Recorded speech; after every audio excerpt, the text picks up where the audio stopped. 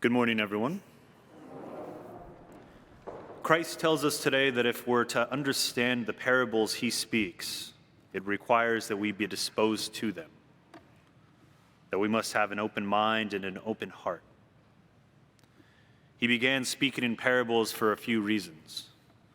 First, in his time, the academics, the scribes, and the Pharisees had closed themselves off to divine grace and were unwilling to understand the truths that Christ was preaching to them.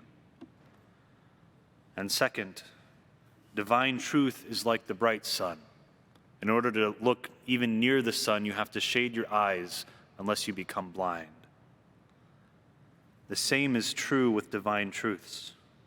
Christ used parables to shade the divine truths so that his hearers would not be blinded by the brightness of his teachings, so that they could enter into it little by little and build up their ability to hear the totality of his message.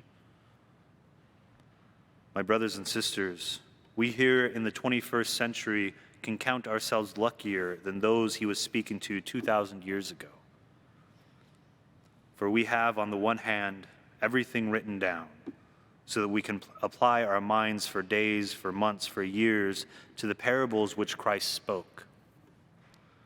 And on the other, we have at our disposal the reflections on these parables by some of the greatest saints to ever walk this earth.